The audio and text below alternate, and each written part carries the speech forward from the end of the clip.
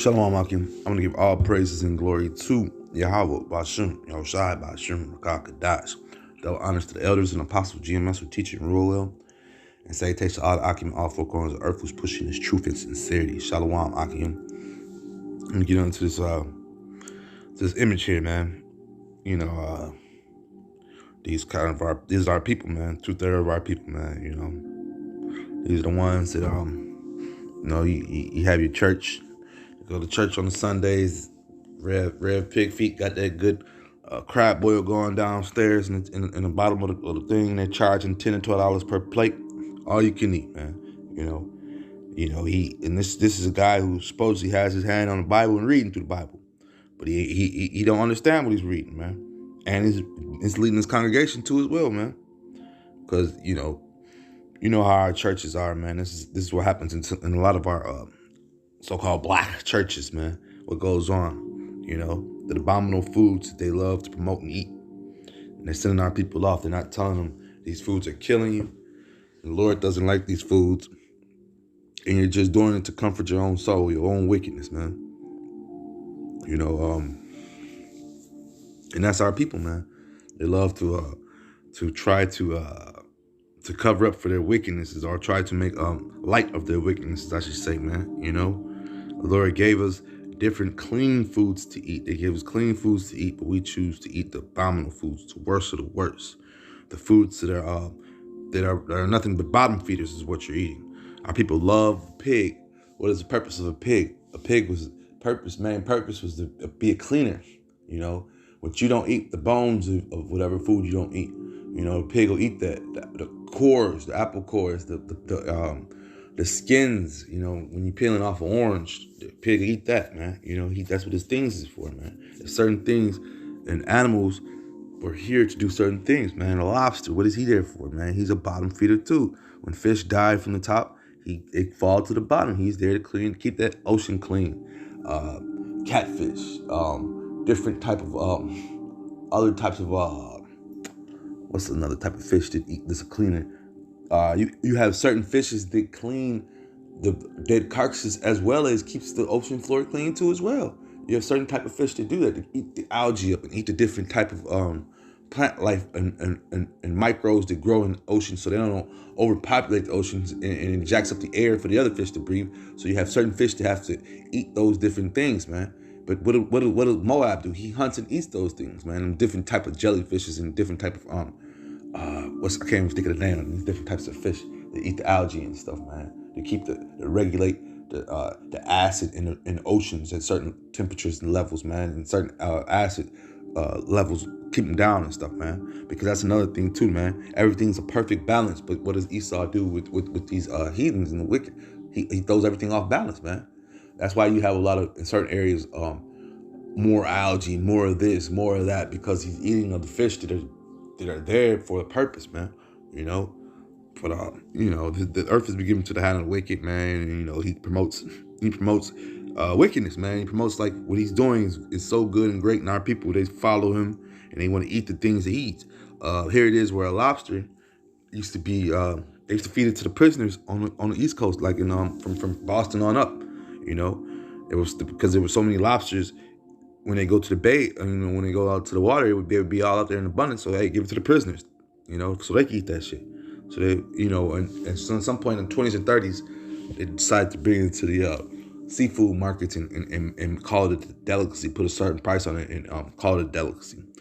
Let me read a little bit of this, or just read this. It says Chad Dillon opened one of the fastest growing restaurants in the U.S., the Broiler Seafood. It says Black Excellence. 31-year-old made over $8 million in sales in the first year, being the only black-owned crab boil in Buckhead, Atlanta. And now, if you've been to Atlanta, you got a lot of pride down there. There's a lot of niggers left their little towns and came to Atlanta, and they're doing good, in Babylon, And so they'll indulge in this BS right here. What is this? This lobster, this crab, all gives you meningitis and other type of health ailments, man. Let me bring this out. This Proverbs 8 and 12. There is a way which seemeth right unto a man, but the end thereof are the ways of death, man. And he made some money. But guess what? At the end of the day, his ways is leading to death, man. It's killing our people, man. You know, this stuff right here is jacking our people up. It's an abominable food, man, that they're eating, man. You know, and it's like I say, they love to go to these different restaurants and pay the $60, $70 or whatever for a crab, the king crab or snow crab or whatever crab is on the dish or on the menu for the day, man. This is Deuteronomy 14:3. Thou shalt not eat an abominable thing, man. You know, and our people they love to indulge in that, man. Like I said, they'll do that on the they'll have these crab boils right after church and stuff like that. And here it is in Deuteronomy 14:3. You know, but once again, Reverend Pigfeet is not reading from the scriptures, man. He's coming off his own heart, man. You know, he gives you those feel-good scriptures, those feel-good verses, man.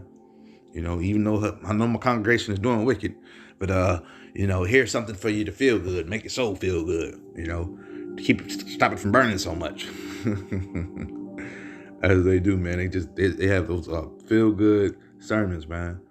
You know, where we're gonna preach about a hot nothing.